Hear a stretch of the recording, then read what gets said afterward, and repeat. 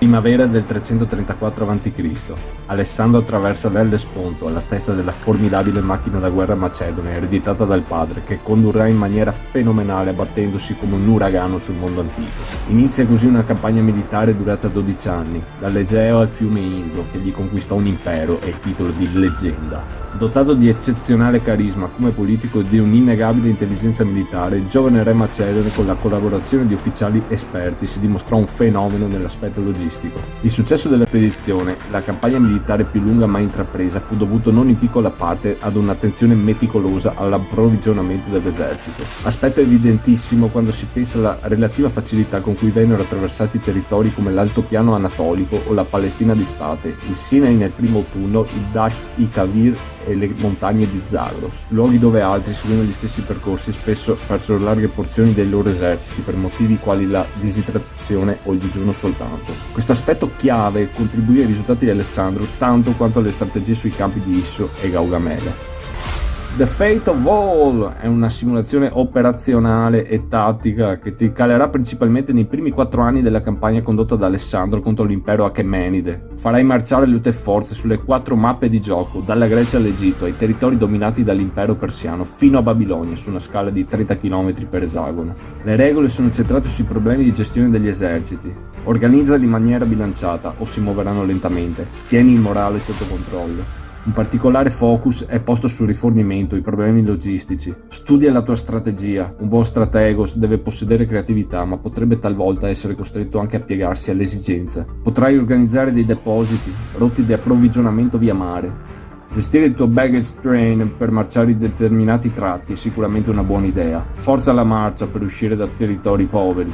Avrai la possibilità di requisire viveri da città amiche, ma in assenza di denaro potresti trovarti costretto a saccheggiarle. I territori scelti nel tuo percorso potrebbero permetterti di foraggiare a sufficienza. La cavalleria deve essere assegnata all'approvvigionamento, alle razzie o alla ricognizione. Dei periodi dell'anno e nemico permettendo. Bruciare i raccolti e fare terra bruciata può rivelarsi una tattica efficace contro un nemico. Ogni scelta ha le sue conseguenze. Costituiscono elementi rilevanti anche gli aspetti politici. Entrambe le parti dovranno utilizzare denaro o minacce per guadagnare supporto e fronteggeranno tradimento, rivolte e fragili alleanze. Alla vigilia della battaglia decidi con la benedizione di Atenas di spiegare il tuo esercito sulla mappa tattica. In ogni caso, il fato è in mano agli dei. Dai che andiamo.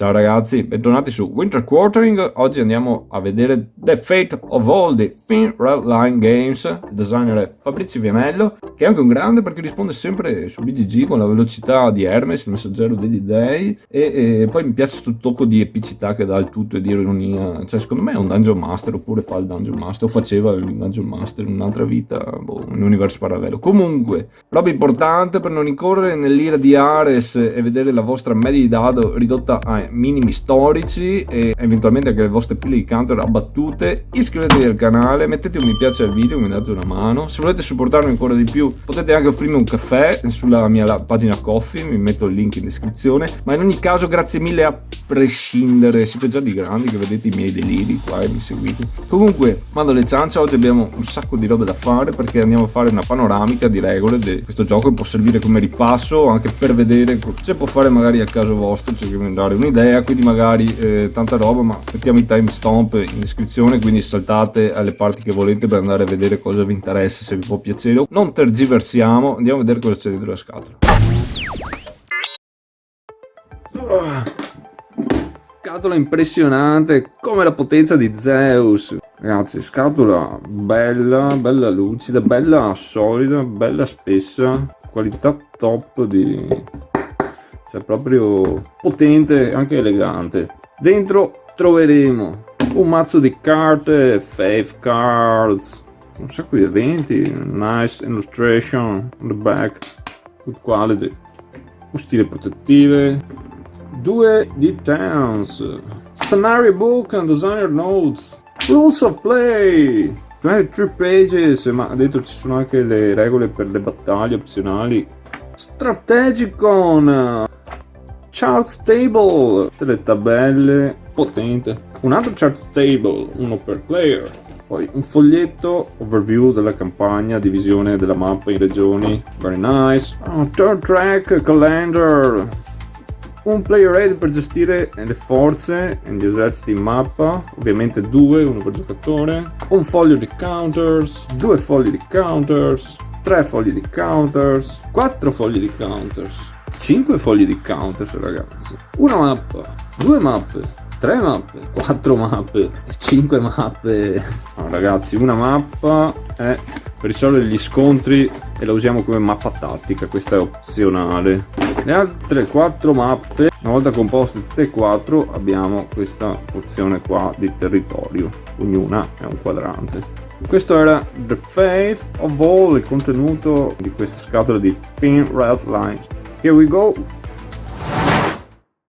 Allora ragazzi, The Fate of All, intanto quando andate a setupare una partita scegliete uno scenario del vostro scenario book, ce ne sono 5 nel gioco, tutti hanno le loro condizioni di vittoria, regole opzionali, obiettivi, pool di forze, a parte la disposizione iniziale eccetera. Non tutti adoperano le 4 mappe, anzi uno solo, la campagna, la gloria massima, insomma andate a spiegare tutte le 4 mappe, fate una roba bella potente come è giusta che sia. Poi ci sono 2 scenari a mappa singola, quindi anche gestibile la situazione. Uno tratta la spedizione preliminare di Parmenione per stabilire una testa di ponti in Asia Minore, che l'hai anche presa tra l'altro, e per darvi un'idea io è da un mese che sono sopra sto gioco e mi sono fatto solo quello, ma per dirvi, sento che ho appena tolto la scorza, cioè per dirvi da quanto contenuto c'è sto gioco qua, non perché sia difficile eccetera, però perché è pieno di strategie, di concetti, di puzzle, tante robe da pensare, ma insomma è appagante.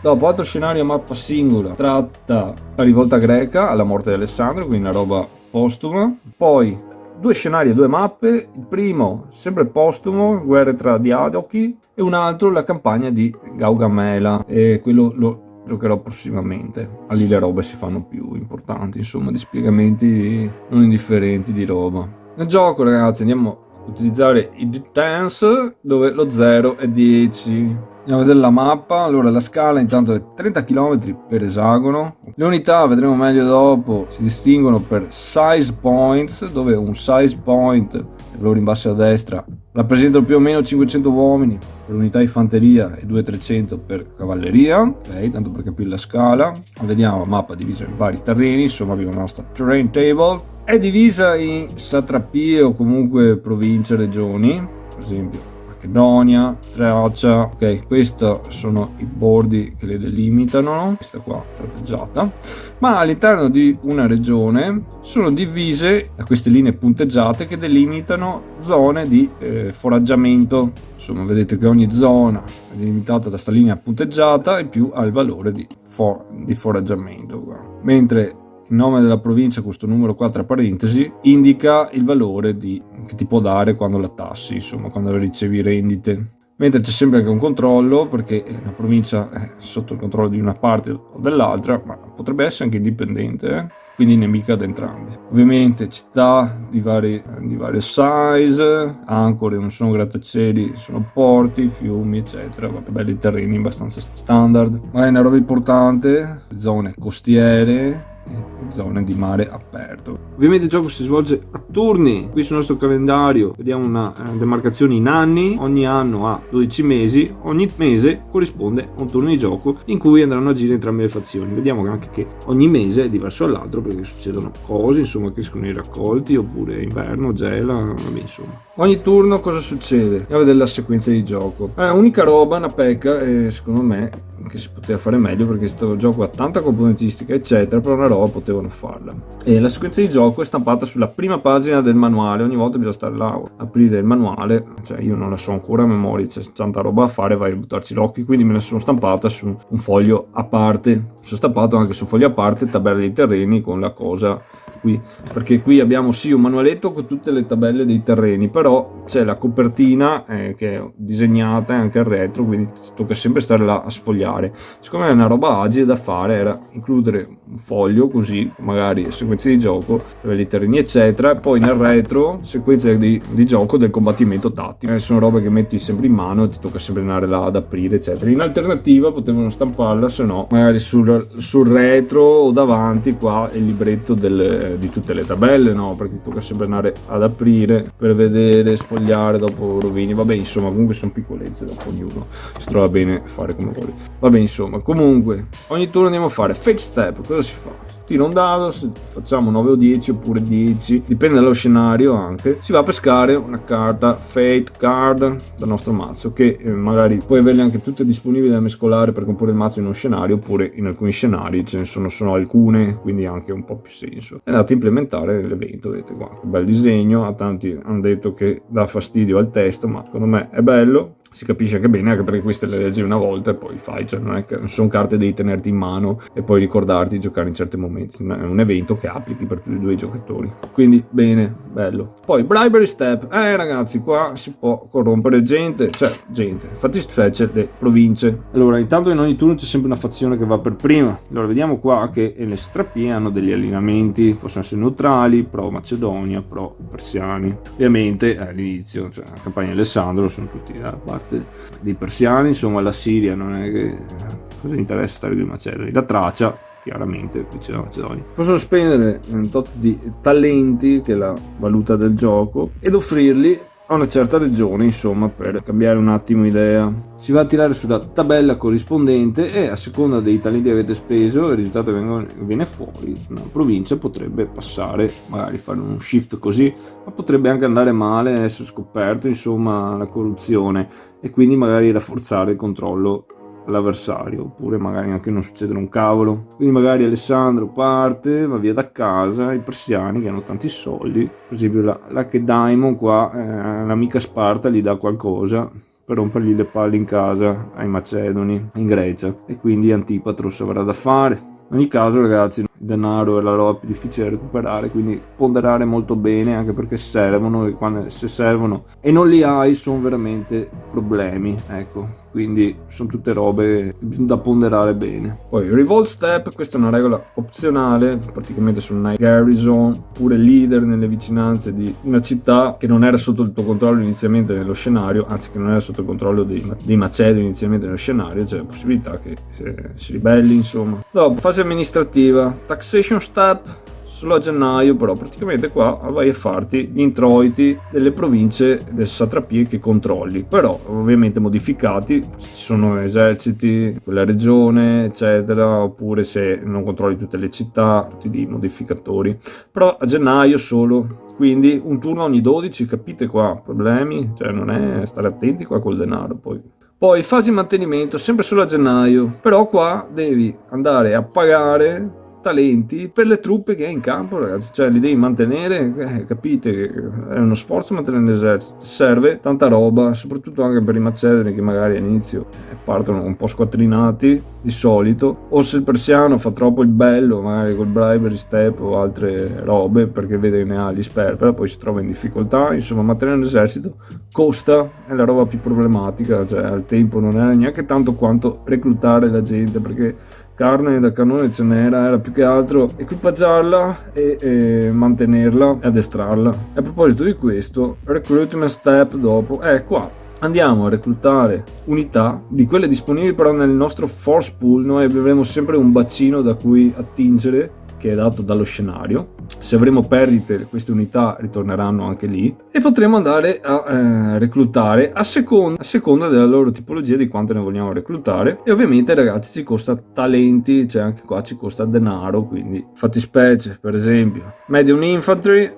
Abbiamo i costi di mantenimento, abbiamo detto prima, un talento per 6 size points, o raise cost per reclutarla, un talento ogni 3 size points. A seconda delle tipologie di unità andate a spendere. Però dov'è che le puoi reclutare? Non è che le puoi mettere dovunque sulla mappa, cioè, la roba importante è che ogni truppa ha una sua origin, si chiama. Per esempio, sì, reclutiamo qua le unità della media, ma io li posso mettere in una città amica dove c'è un leader amico, perché insomma li fa su, li recluta. I media, l'essere media, la Persepolis, non è che li faccio apparire in Lidia. Quindi sì, recluto questi, ma ora che mi arrivano in Lidia, buonanotte, se no i Macedoni vanno avanti, bla bla bla, ma poi altri pesetteros della falange, cioè mi arrivano in Macedonia, ora che li tiro su, trovo il denaro e li porto giù, e quindi anche un costo anche quello portarlo giù, ce ne passa, ce ne vuole, quindi attenti, le unità, sembra male perderle, non vuol dire che poi le recluti,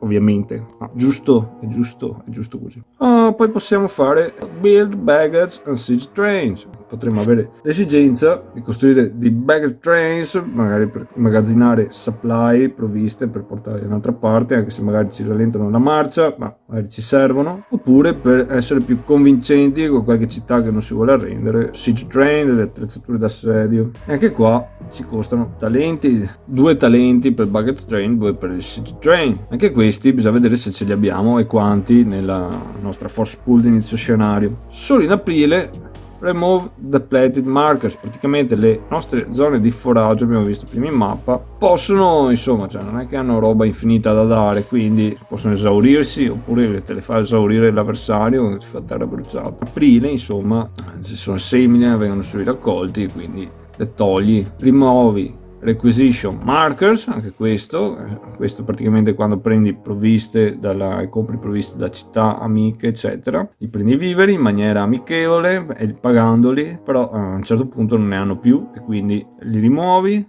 qua perché si riapprovvigionano, questo ogni turno, magari col commercio, eccetera, insomma. Poi adjust plunder markers, questi quando li prendi sempre dalle città, però in maniera non amichevole, con la forza, con conseguenze anche politiche, quindi le replenish. Poi flip breach markers to the siege side, praticamente quando sei in assedio hai l'opportunità di fare una breccia, però turno dopo turno, insomma, se non riesci a sfondare nonostante la breccia, si presuppone magari che gli assediati rimedino un attimo alla situazione. Poi andiamo alla campaign phase, e mentre tutte le altre fasi venivano fatte prima da una fazione poi dall'altra simultaneamente, qua la prima fazione fa tutte queste fasi a campaign phase, poi la seconda fazione farà anche lei le stesse fasi, e questo ce lo dice lo scenario, chi parte per prima. Quindi abbiamo prima uno siege resolution step, praticamente se abbiamo degli assedi in corso andiamo a vedere cosa succede nel frattempo. Poi abbiamo lo siege declaration step, ovviamente lo dichiariamo, un turno dopo si vede la resolution. Anche per dichiarare assedi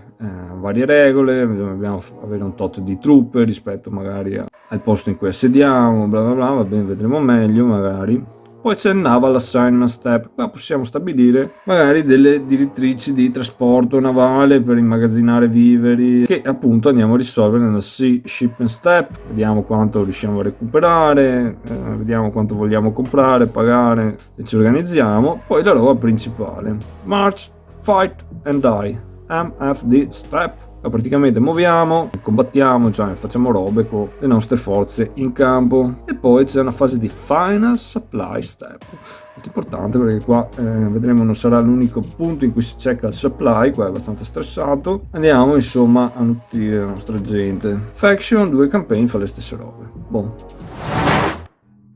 Andiamo a vedere il pezzo fondamentale del gioco, sono i leaders. Questi sono fondamentali per muovere le forze in mappa, ok? Solo un leader può muovere le cose, truppe da sole non possono andare da nessuna parte, ok? Gli unici che possono muoversi da soli sono i leader, o possono spostare altre robe. Quindi partiamo con nome, ovviamente, qua abbiamo il nostro Alessandro, 3 valori. Allora, nella parte operazionale, nel gioco in mappa, ci interessa solo questo in realtà. quello in alto qui, Alessandro un 5 è una bestia, è la strategic rating, questo qua ti influenza praticamente tutto quello che fai. Nel combattimento tattico invece ci interessa magari il valore tattico e il raggio di comando. Ogni fazione ha vari leader che possono subentrare con determinate regole in determinati turni, e ogni fazione ha un overall commander, diciamo, che ovviamente per i Macedoni è Alessandros. Se per sbaglio questo muore, l'allineamento di ogni provincia fa uno shift in favore dell'avversario, il morale ovviamente scende di 5 punti, abbastanza. Ovviamente se sono rivolte avranno anche altri modificatori, insomma va a incidere un po' di cose, e questo viene poi rimpiazzato con le regole dal pool dello scenario. Andiamo a vedere gli altri pezzi, le unità qui. Ogni unità intanto ha un'origine, che è il colore sullo sfondo. Praticamente questo qua è Macedone, Tessaglia, Tracia. Beh, questa cosa ci serve? Soprattutto per andare a reclutare la gente, vedere la sua appartenenza e dove possiamo tirarla su. Ovviamente un nome, Agriani, Falangiti, Sottocrateros, Arcieri, bla bla. Anche qui ci sono dei valori che ci interessano solo nella parte operazionale, alcuni solo nella battaglia tattica. Analizziamo qua questa unità di Falangiti. Tutti hanno intanto una tipologia, come vedete qui, Phalanx. Questi sono SK, Skirmisher. I valori che ci interessano nella parte operazionale sono quello a sinistra della tipologia. Qui per l'unità di Crateros è 6. Questa è la loro forza di combattimento, il combat value. E l'altra roba fondamentale è il loro size value, cioè quanto sono grandi. Mentre per la parte tattica avremo un morale, un valore di corpo a corpo, quello più a sinistra, e anche se hanno armi da lancio e la loro forza. Per esempio gli arcieri hanno 4, quindi hanno arma a lancio, vedi i Falangiti no. A è la tipologia di arma che hanno, A è un arco, e la freccia in su è che può sparare, fare long range volleys, mentre per esempio i schermagliatori qua agriani hanno un 3, Javelins, ok, giavellotti, non hanno la freccia, quindi fanno solo close range volley. Un size points di fanteria rappresenta più o meno 500 uomini, abbiamo detto. Quindi praticamente questa unità di Falangiti qua, di pesetteri, sono 1500 e corrisponde a una taxis, perché ogni 500 uomini era una pentacorsia che era composta da 2 sintagma, quindi 3 compongono una taxis era sotto il comando di uno dei generali. Insomma, all'inizio della spedizione di Alessandro avevano a disposizione circa 9000 pezzetteri qua, quindi 6 taxis, e quindi direi che ci siamo anche negli scenari. La taxis sarebbe una brigata. Una sintagma era composta da una linea di 16 pesetteri per 16 file di profondità, 2 di queste erano una pentacorsia, 3 pentacorsie erano una taxis, che quindi è una nostra unità di Falangiti che è abbastanza, insomma, importante. E ragazzi, abbiamo anche le navi, dai. Praticamente qua un size point corrisponde tipo a una decina di navi, triremi in questo caso, e anche loro hanno il valore combattivo ovviamente. Bon, torniamo ai size points perché andiamo a vedere come si affrontano le losses, le perdite. Quindi ci sono proprio degli step loss, ma praticamente quando devi subire delle losses tu li assorbi nei size points. Per esempio loro, una perdita, vedrebbero il loro counter girato, e quindi vediamo che qui hanno un valore inferiore di size, va a 2, quindi da 3 a 2, perfetto, hanno subito una perdita. Ma se dovessero subire un'ulteriore perdita e decidessimo o dovessimo per forza prenderla con loro verrebbero eliminati. Facciamo un esempio: se abbiamo un solo punto da subire possiamo prenderla con loro, siamo a posto. Ma se per esempio ne abbiamo 2 da subire e decidiamo dobbiamo subirla con loro, con la prima lo giriamo, con la seconda verrebbero eliminati anche se ne hanno 2. Ovviamente possiamo, o a volte dobbiamo, splittarli tra varie unità, quindi ce la gestiamo un attimo. Parlando di size points, andiamo a vedere i limiti di stacking. Allora, per un esagono di terra outside, fuori di una città, di una city, è illimitato. Esagoni di mare invece illimitato, ok, sia che sia al di fuori di una city che sia inside a port. Mentre se noi dichiariamo una certa forza che è all'interno di una città, dobbiamo sottostare a certi limiti. Questa armi qui possiamo dichiararla fuori terme o dentro terme, la città. Le città ovviamente non sono tutte uguali, hanno varie dimensioni. Per una città di dimensione A abbiamo 50 size point, size B 35, size C 25, size D che è piccolina 10, le fortresses 20 invece. Ovviamente abbiamo la nostra leggenda, vedete queste qua, size D, size C, size B Persian, però Greek, size B ai templi, size A Persian, Babilonia praticamente, Atene, non so. Questa è quella che ho stampato io, non guardate, è stampata meglio, è stampata bene sul foglietto che ci viene nel gioco. Come organizziamo i nostri eserciti qui? Allora, ogni fazione ha il suo, diciamo, player aid, il suo display, il suo mat per gestire le cose. Intanto, roba fondamentale, tracciato alla base per il morale e la tesoreria. Force pool magari ci è dato dallo scenario, ok, roba reclutabile, quando sarà eliminata tornerà qua. Abbiamo anche di leader perché ovviamente possono entrare in gioco in certi momenti, in certe regole, oppure per qualche sostituzione. Però robe fondamentali, fleets and armies. Vediamo qua in campo, a Terme abbiamo l'army numero 1, abbiamo questo marker qui a Terme. L'army 1 corrisponde a sta roba qua, la nostra casella. Qua abbiamo la mega forza principale di Alessandro, tutte le sue unità, tutti i suoi leader, e questo tracciato qui sotto per tenere conto e traccia dell'army size, che è abbastanza fondamentale. Poi qui abbiamo quella di Parmenione, qua abbiamo quella di Antipatros, army 2, Antipatros praticamente qua a Pella. Quindi c'è questo concetto di fog of war. L'avversario non può mai ispezionare e vedere cosa c'è nel tuo coso in dettaglio. Lo può fare solo in determinate occasioni, per esempio ti incontra in battaglia, oppure può ricevere delle informazioni se riesce a fare ricognizione e a vedere qualcosa del tuo esercito. Comunque siete liberissimi magari di fare le stack sulla mappa, eccetera, giocare come volete. Così è anche comodo comunque per verificare le cose, situazioni, non avere pile in giro, e anche per mantenere questa sorta di guerra che è importante. Qui però cosa abbiamo? Una fleet, abbiamo la nostra fleet ad Amphipolis, che è la fleet 1, che è composta, vedete, da tot di triremi. Allora, movimento per la mappa. Ci si può muovere solo tramite i leader fanno tutto. Noi possiamo muovere tutti, alcuni o nessuno dei nostri leaders durante la Move, Fight and Die step.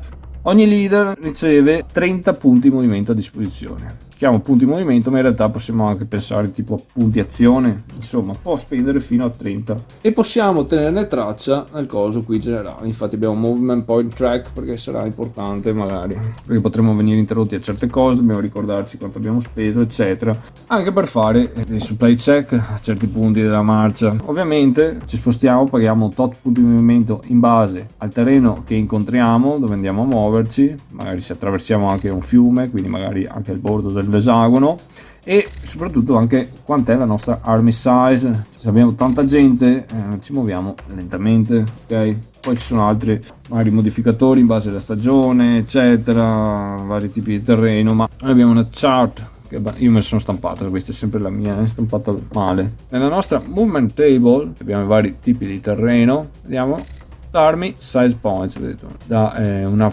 army che praticamente è una force con un leader da 1 a 20 size points, insomma dei costi abbastanza contenuti, ma man mano che cresciamo siamo decisamente più impiantati.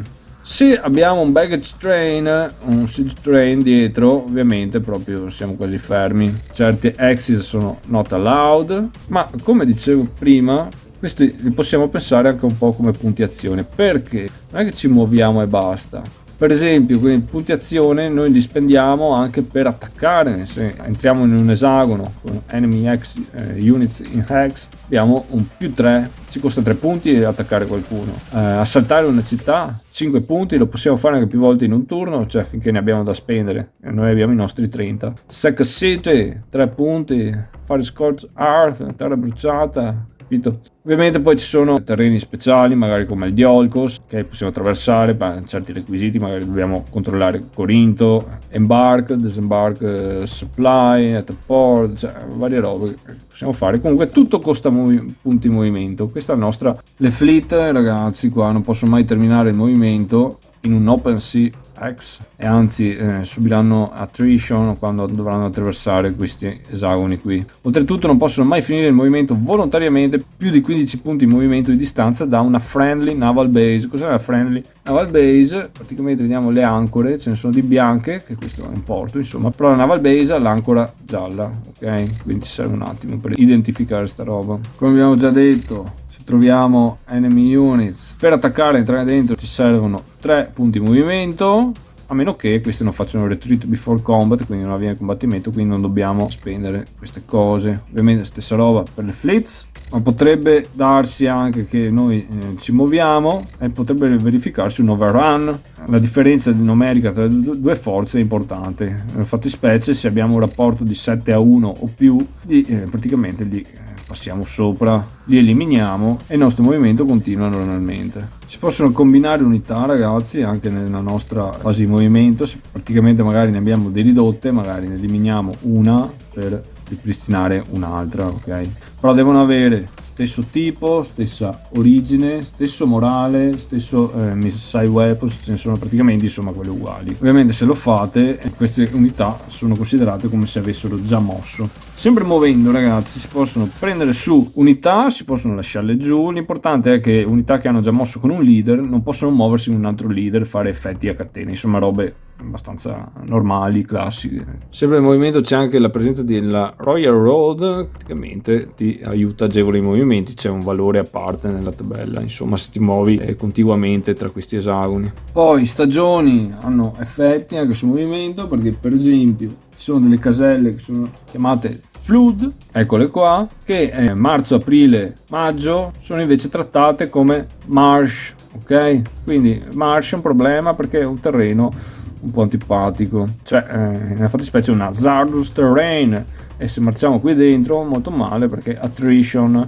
Gli altri mesi dell'anno sono trattati invece come plain e ragazzi poi attenti anche in Mayo River, perché sempre marzo, aprile, maggio per attraversarli il costo è raddoppiato, insomma sono in piena. Cos'è sto Hazardous Terrain? Ste marsh e sti desert, ok? Ogni 6 punti di movimento spesi in quelli, mentre sei lì, quindi non solo per muoverti, per qualsiasi roba per cui dovessi spenderli, fai attrition, ok? Cos'è sta attrition? Una roba molto male, perché quando la prendi praticamente attraversando gli Hazardous Terrains, oppure se non riesci a nutrirti a sufficienza durante un supply check. Ogni volta che un'armata di terra deve fare un check per l'attrition, insomma, è molto male, perché il morale della fazione va giù di due ragazzi. Ovviamente se stai là a marciare in mezzo alle paludi eccetera, cioè l'esercito non è contento, sicuramente gli va il morale sotto i piedi, quindi molto male. Poi vieni fuori dalla palude, magari ti aspettano i persiani, capite? Anche pensare alle robe. Mentre le fleet prendono attrition quando entrano in OpenSea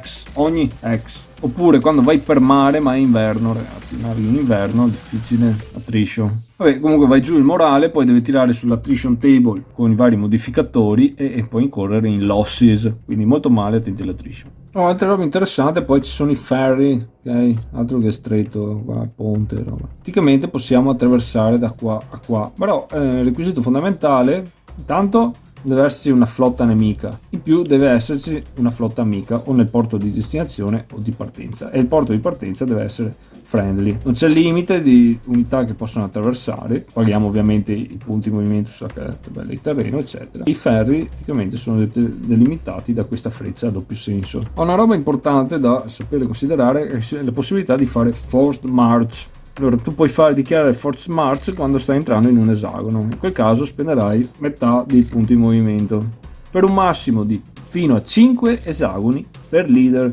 ok, per attivazione.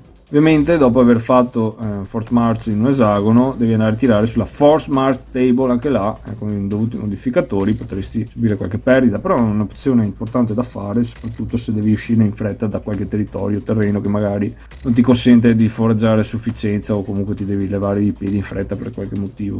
Comunque anche le losses non si fanno mai a caso, non sto qua a darvi per dettagliati, ma per tipo nella force march ogni 4 punti di losses uno deve essere di cavalleria e distribuite più equamente possibile tra i vari tipi di unità. Poi ragazzi, ovviamente il mese di dicembre, gennaio e febbraio è inverno, non in tutta la mappa ovviamente, perché in Egitto si risente di questa cosa, infatti c'è una linea bianca che delimita la situazione. Cosa fa l'inverno? Praticamente tu per marciare prendi il doppio qualsiasi territorio. Dopo se fai attrition hai ulteriori modificatori negativi. Poi chiaramente ragazzi le fleets possono trasportare forze, armies, ma anche punti supply. Quante ne possono trasportare? Fino a 4, una combinazione di fino a 4 per size point della ship. Per esempio lei che ha 2 size points può imbarcare fino a 8 tra supplies e size points forze di terra.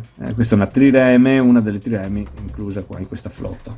I costi di imbarco e debark sono nella tabella dei movimenti, ma potremmo voler imbarcare anche le attrezzature d'assedio. Queste qua occorrono 12 size points di ships. Occupano tanto spazio. La roba che non puoi mai imbarcare sono i baggage trains, ovviamente. Non è che ti metti a imbarcare una colonna di bestie da soma, insomma. Ovviamente truppe possono essere imbarcate o disimbarcate, come anche le supply nei friendly port. E quando tu praticamente le scarichi in un port crei un deposito. Queste stanno qua, non è che scompaiono, lo capiremo meglio perché. Allora, per disimbarcare e imbarcare truppe, anche questi li puoi disimbarcare durante la via, puoi andare avanti, capito? Puoi sempre fare pick up o drop. Non devono essere state mosse prima con un altro leader, quindi cos'è che si può fare? Tu muovi con un'army che magari è l'army di Parmenione, quindi è lui come leader che muove l'army. Con questa ti imbarchi, Parmenione prende il controllo della fleet, vai in un porto, disimbarchi, poi continui il tuo viaggio, magari disimbarchi ancora l'armi di Parmenione e continui a muoverti. Ovviamente tutto questo se rientri nei punti di movimento. Quello che non puoi fare è arrivo fino alla flotta, che la flotta ha già un altro leader e magari Parmenione ha esaurito i suoi punti di movimento e con questo muovo e disimbarco. No, perché hanno già mosso con un altro leader le truppe, ok? Erano già con Parmenione. Va bene, io mi muovo, tutto a posto? No, ovviamente no. Se c'è il nemico, questo può rompere le scatole. Nella fattispecie può tentare intercettazioni, qui sono chiamate reaction moves. Ovviamente il nemico deve essere in ordine, non deve avere disruption o essere già marcato reaction, cioè ha già fatto una reazione, non deve essere sotto assedio, sotto blockade, e più non può reagire a un'army che si sta distanziando da lui, cioè praticamente può reagire a una che ti viene incontro e non può reagire a un nemico che sta facendo retreating o che è routing. Detto questo, l'area di reazione è di 4 axis. In ogni singola axis in cui il nemico entra, lui ha diritto a un tentativo per vedere se riesce a reagire. Ovviamente le axis non passano tramite terreno in cui non potresti passare normalmente. Vai a tirare sulla reaction table, ovviamente qui è fondamentale strategic rating del leader e anche la distanza, cioè più distante è più difficile intercettare, più vicino si muove più facile intercettare. Se la reaction move ha successo, tu hai a disposizione fino a 15 punti di movimento, oppure quello che ha già mosso e speso l'armi su cui stai tentando di reagire, qualsiasi dei due sia più basso. Quindi se ha speso più di 15 spendi il 15, se ha speso meno spendi quello al massimo che ha già speso lui. In questo tentativo di azione puoi gestire i tuoi punti di movimento, non puoi attaccare altri nemici, ok? Puoi fare delle overruns, però non puoi assaltare città, eccetera. L'unico che puoi attaccare è l'armata a cui sta tentando di reagire. Quindi ti muovi, dopo aver mosso sei marcato col reaction, quindi non puoi eseguire un'altra reazione finché hai questo segnalino qua. E oltre a non fare reazioni non puoi neanche muoverti normalmente, te lo devi prima togliere. Questo quanto ti costa? Nella tua MFD, Move, Fight and Die Step, devi spendere 15 punti di movimento per togliertelo, oppure puoi spendere 30 punti movimento per togliere qualsiasi segnalino di reaction e qualsiasi livello di disruption che hai. La disruption è un'altra cosa che puoi conseguire, vedremo, e può essere di livello 1 o 2, moderata o importante, insomma, severa.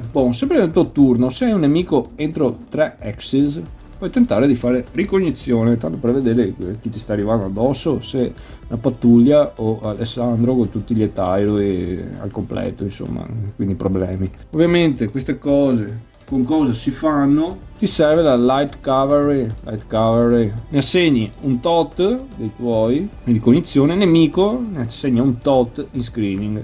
dici quanto, poi alla fine fai la differenza tra le due cose, quindi hai un valore, vai a tirare sulla tabella ricognizione. Il risultato sarà magari perdite tue del nemico, a ragione di quanto hai impegnato e cosa tiri, e anche un certo livello di informazioni che potresti acquisire. Nessuno, qualcosa di più sostanzioso, insomma, è di più utile magari. Quindi importante questo aspetto, carino. Nembi di guerra effettivamente ci sta, cioè anche per esempio a Isso, cioè Dario con tutta l'armata al completo, tagliata anche la strada, alla fine erano passati abbastanza vicini nel giro di non tanto, e quindi sembra anche strano, però a un certo punto c'è l'armata del Gran Re al gran completo, accipicchio per dindirendina, vabbè. Andiamo. Buon dai, adesso parliamo del land combat, almeno alla parte operazionale, magari quella tattica vedremo alla fine. Allora, quando si verifica, quando un'army entra in un esagono con un'altra army, per i suoi movement points, 3 per ingaggiare, e questa qua comunque non fa retreat before combat, oppure non hai un overrun. A quel punto là vai a verificare la size di entrambe le armi. Se c'è un'army che ha una size totale inferiore a 15, questo sconto può definirsi una battle, è uno skirmish. La differenza è che se qualcuno però vince o perde una battle ha ripercussioni sul morale generale della fazione. Qual è la procedura? Il difensore può tentare di fare il retreat before combat. Se sei in un choke point, tipo una roba come le Thermopylae in Stretoia, il difensore può dichiarare che lo sta utilizzando. Point è una differenza perché ogni round di combattimento entrambe le armi hanno un commitment a turno, cioè possono schierare fino a 20 punti di size point indipendentemente da quanto grandi sono, che ovviamente è un imbuto. Quelli ci stanno, si va a vedere se avviene un overrun, cioè se 7-1 o più, nel caso non è un combattimento. La procedura è: entrambi devono disegnare un battle commander, che se è l'overall commander che ti dice lo scenario, per esempio se qua c'è Alessandro è lui il battle commander, ok? Obbligatoriamente, se no puoi scegliere, ovviamente sceglierai quello che ha il valore strategico più alto. Le forze vengono rivelate, ok? Qua hai informazione completa sul nemico in questo caso per forza. Poi si determina il livello di rotta, il root value di entrambi gli schieramenti. Allora, da scenario predefinito hai una percentuale, tipo i macedoni vanno in rotta col 30%, i persiani col 25%. Cioè questa percentuale però è modificata dall'validità del leader, che è al capo dell'army, magari al morale della fazione, magari anche alla composizione, se almeno metà sono spartani, se metà sono mercenari, diversa la cosa. Vai a rapportare praticamente questa percentuale che ti arriva alla size totale dell'army e vai a ricavarti un numero di size points oltre al quale tu sei in rotta, ok? E devi fare test per la rotta ogni fine round. Boh, a sto punto qua il difensore può tentare retreat during combat, che è difficile, che è diverso dal retreat before combat. Qua non è automatico, devi testare. A dire la verità non è automatico neanche nell'altro, perché hai certi requisiti, robe, insomma, tipo devi avere abbastanza più cavallerie, bla bla, dopo vediamo. Comunque la sequenza di combattimento di un round è: tutti e due sommano la combat value totale, non il size, il combat, il fattore di combattimento, quanto sono forti. Per esempio magari i macedoni sono meno, però le unità loro hanno tanto fattore di combattimento rispetto a magari i persiani, ok? E tra queste fai un rapporto di forza, quindi un ratio tipo 2-1, 3-1. Vai a vederti anche magari tutti i modificatori, che può essere dal valore del comandante, dal terreno, superiorità specifica di certi tipi di unità, perché sei più tot cavalleria pesante, sei tot falangiti, sei tot schermagliatori, cioè puoi avvalerti di ulteriori modificatori in base a come è composto il tuo esercito, e vai a tirare sulla land combat table sia il persiano che il macedone, entrambi, e entrambi vanno poi a applicare i risultati, cioè ti verrà fuori un numero di losses che infliggerai all'avversario. Alla fine del turno di combattimento vai a vedere se le tue losses totali di anche i round precedenti totali in questo scontro sono superiori al tuo root value. Se sono superiori devi andare a tirare sulla tabella della rotta con vari modificatori eccetera. Se ti esce il simbolo R vai in root, quindi devi andare via, poi vediamo le conseguenze. Comunque hai perso il combattimento, ti stai ritirando in malordine. Se nessuno è andato in rotta, uno dei due eserciti, cominciando col difensore, può dichiarare che tenta di fare un retreat during combat. Tenta, Se nessuno si è ritirato o è andato in rotta, vai avanti a fare un altro round. Se uno è andato in rotta, il nemico può fare pursue, cioè inseguimento. Però può esserci anche un caso, ragazzi, che entrambi vadano in rotta allo stesso turno. Se entrambi vanno in rotta, solo quello che ha preso più perdite, se il numero di perdite è lo stesso, va in rotta l'attaccante. Ovviamente chi ha perso la battaglia è quello che va in rotta. Il morale viene aggiustato, ok, modificato. Chi vince la battaglia va su di morale, sono 5 punti e il difensore fa meno 5, quindi huge blow. E finito il combattimento, uno è ritirato eccetera, loro hanno attaccato, se hanno altri punti in movimento, cioè continuano a spenderli, per quello c'è il track dei movement points, ok, bisogna tenere traccia ogni turno. Come vedete comunque c'è abbastanza interessante anche il combattimento qui in parte operazionale, non ti annoi. I modificatori nello specifico riguardano strategic rating del commander, ovviamente il terreno, ovviamente river, major river, ferry, questo va a vantaggio del difensore. Poi hai un close formation infantry, ovviamente se falange, i paspisti, che sono gli spaspisti o come volete, che sono praticamente la fanteria d'elite, opliti o heavy infantry, ne hai 5 o più, puoi godere di questo modifier. Se hai 5 o più heavy cavalry, modifier, cavalry in generale, ok, totale, è un modifier, se ne hai almeno 5 o più. Se hai almeno 5 o più skirmishers, e tutte queste qua ne devi avere anche almeno il doppio dell'avversario su cavalleria che gli skirmisher e close infantry, insomma ne devi avere più l'avversario per avere il bonus. Light infantry, e se combatti magari in terreno che è rough oppure forest, hai altri bonus, ok. Poi devi valutare magari anche se chi attacchi ha un certo livello di disruption, magari, ovviamente questo ti dà di malus, quindi interessante. E questi modificatori qua, perché si basano in base alla size tua rispetto anche a quella dell'avversario, li puoi avere e perdere nei vari round, perché devi subire delle losses intanto, quindi è anche interessante. Infatti le losses comunque le devi distribuire con certe priorità. Per esempio se sei costretto a subire 2 o più losses e hai usato un certo tipo di modificatore di truppe, di superiorità di truppe, tipo di heavy infantry, heavy cavalry eccetera, almeno uno lo devi subire in questo tipo, cioè hai impiegato quindi nello scontro, quindi così. Infatti questi modificatori qua non tutti sono obbligatori da usare automatici, puoi scegliere anche di non usarli appunto per non subire losses su quel determinato numero di truppe. Poi nei round 1 e 2 del combattimento metà delle perdite devono essere dei skirmishers, ovviamente fasi preliminari del combattimento si va agitata, e nei round 3 e 4 metà deve essere di cavalleria, mentre nei successivi round di combattimento metà devono essere di fanteria, ok? E gli skirmishers per esempio non sono considerati di fanteria in questo caso qua, quindi tiene conto magari di un certo svolgimento della battaglia, magari più astratto ma comunque contestualizzato. Tra l'altro nella tabella di battaglia, nella battle table, eccola qua, sono dei risultati che sono in rosso. Quando sono in rosso, quelle perdite là le decide il nemico dove, però sempre tramite queste restrizioni di qui sopra, però meno magari ti costringe a prendere sulle unità più forti o comunque già dimezzato, dove gli conviene farti perdere il size point che magari non riesci a assorbirlo bene. Ovviamente se tiri magari c'è anche la possibilità che ci resta second leader, magari anche casuale. Se il tiro di combattimento è di 10 non modificato, tiri di nuovo, se fai un 10 muore un leader. Comunque roba che possono succedere prima o dopo il combattimento sono le retreat.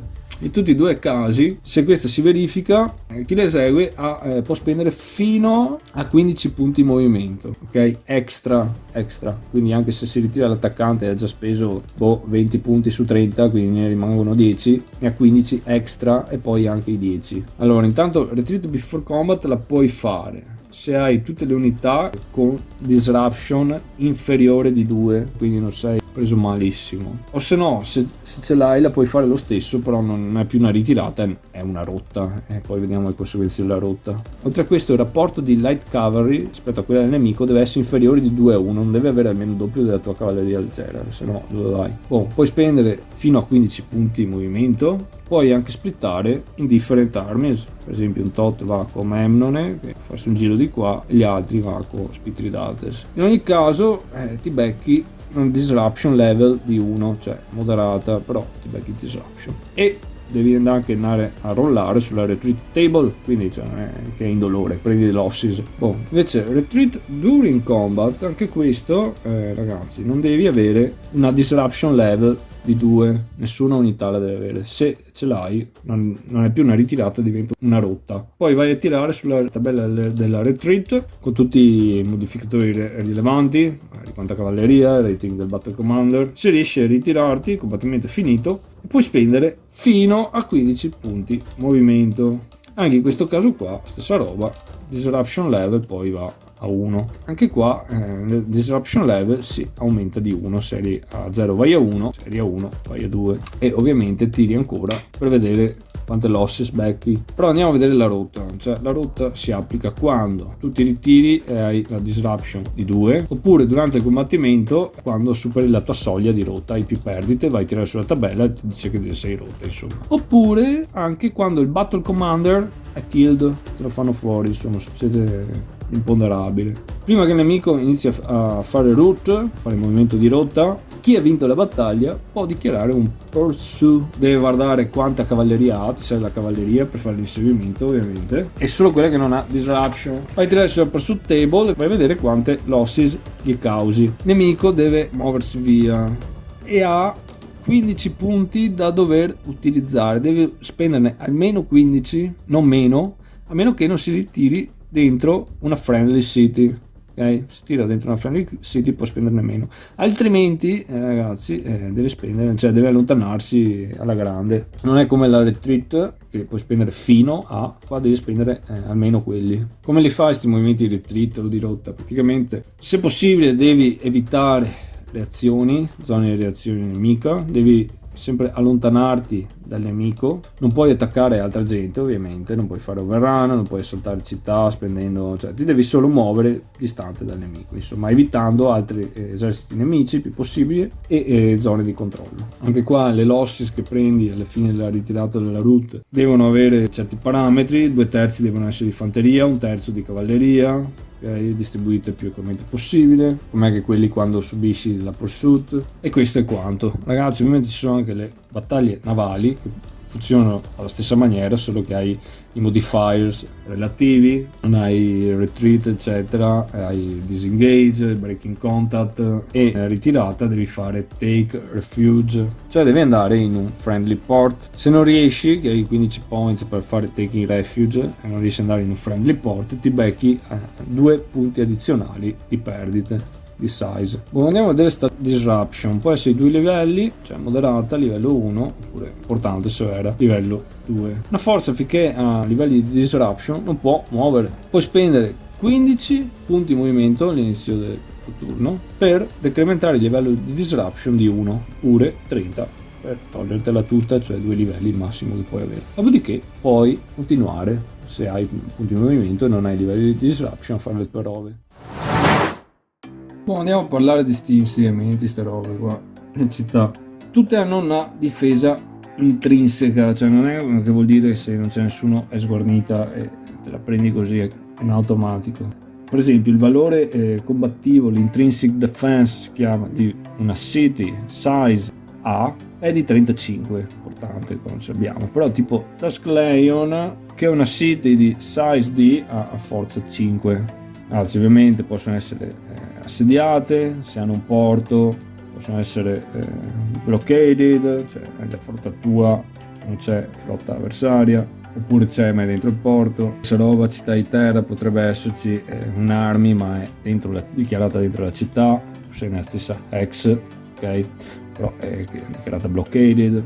La roba che puoi fare per prenderla è provare intanto a prenderla con le buone. Poi hai un tentativo di surrender, un tentativo per città, uno proprio in generale, uno ne puoi fare qualsiasi turno. Roba, prendi in considerazione certi aspetti, quanta gente hai, se magari se anche se ha un porto è sotto blockade eccetera, se magari hai un siege train, hai un altro modificatore, sei un po' più convincente, insomma. Vai a tirare sulla surrender table, se viene fuori un risultato favorevole l'hai presa con le buone, ma se è sfavorevole hai l'opportunità di fare assault, spendi 5 movement points, fai un tentativo di assolto. Anche qua sommi tutti i vari fattori, c'è strength, c'è una fleet, quanto è il valore combattivo della tua army, ma non tutti, solo la fanteria, perché te ne fai cavalleria eccetera, i fanti eccetera, fai il rapporto di forza con il valore combattivo della città, che se l'intrinsic defense, se c'è gente dentro, ok, se magari anche è un porto o una flotta, conti metà della flotta, insomma fai tutti i rapporti di forza, vai a tirare sulla tabella e vedi quanti perdite subisci tu, quante magari l'avversario, oppure potresti anche prenderla, viene fuori un risultato con la T taken, però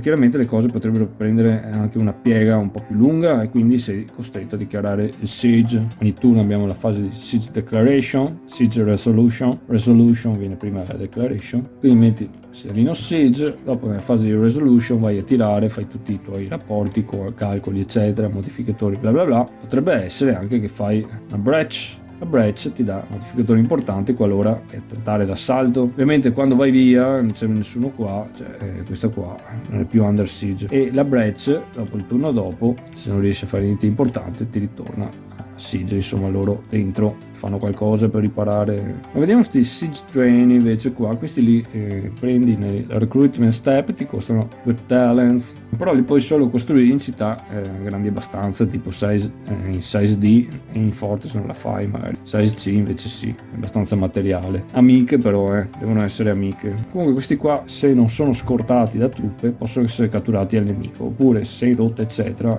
probabile li lasci indietro anche. Poi in qualsiasi modo in cui riesci a prendere una città, buon per te. Comunque poi c'è da decidere the fate of the defenders, cosa gli succede a questi poveretti. Allora, se la città ha un port, una fleet amica e non è under blockade, ok, quindi non ci sono flotte nemiche, tu puoi insomma andartene con le navi, prendere, andare via. Ovviamente non con tutti, qualcuno deve restare indietro, metà size che difendevano sta indietro e vengono eliminate, però metà col leader te la puoi svignare. Bisogna vedere anche quante navi hai comunque. Questi qua devono fare take refuge, andare quindi in un porto amico, altrimenti prendono altri size points di losses, e tutti quelli che restano vengono eliminati, leader inclusi.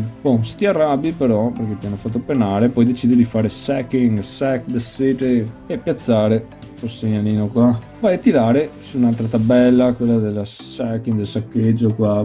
Se hai fortuna ti becchi un po' di talenti, ti riempi un po' la tesoreria, altrimenti potrebbe anche ritorcersi contro di te. L'allineamento, l'alignment della provincia potrebbe andare uno step in favore dell'avversario, o se no potresti anche includere terrore, questo è stato un esempio, quindi l'allineamento della provincia, della satrapia, va uno step in tuo favore. Comunque quando tu metti sacked, la city o il port sono considerati come se fossero cancellati dalla mappa, ok? Non ci sono più, fatto disastro, cacao. Adesso parliamo delle supply, che non abbiamo detto niente finora, l'aspetto logistico.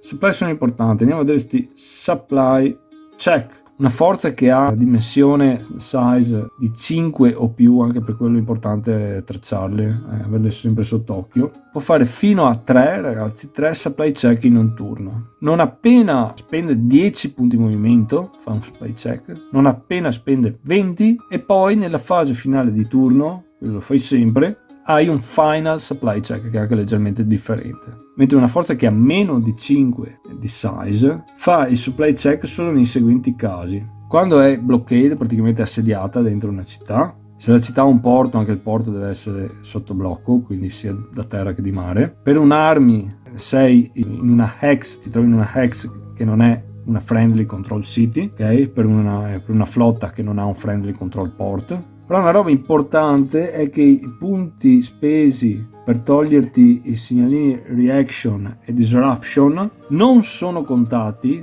per fare il supply check. E se per caso devi fare un supply check, quindi magari arrivi a 10 perché entri in combat, devi spendere i 3 per entrare in combat, lo devi fare prima del combattimento. Importante.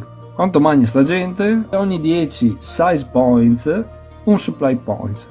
Se ne hai meno, sempre un supply point. Quindi se hai un'arma di 46 come quella della size di quella di Alessandro qua in questo momento, ne servono 5 a ogni supply check. quindi potenzialmente loro mangiano fino a 15 a turno, quindi il problema, capite, marciare, gestirsi, qua bisogna organizzarsi, magari meglio suddividere in più colonne, più piccole, però questo potrebbe essere pericoloso se sei vicino al nemico, quindi c'è da capire. Chiaramente se hai anche dei baggage train, anche questi mangiano, loro mangiano un supply point anche loro. Poi ragazzi c'è l'eventualità che devi fare il supply check per una flotta che ha truppe imbarcate, ovviamente bisogna provvedere a entrambe. Se non riesci a procurare, non hai cibo a sufficienza, supply points a sufficienza, ragazzi, attrition, abbiamo detto all'inizio, problemi. Quindi vai a tirare su attrition table, intanto va giù il morale, poi puoi prendere losses. Adesso andiamo a vedere quali sono i modi per fare supply. Allora, uno è foraging, secondo è requisitions,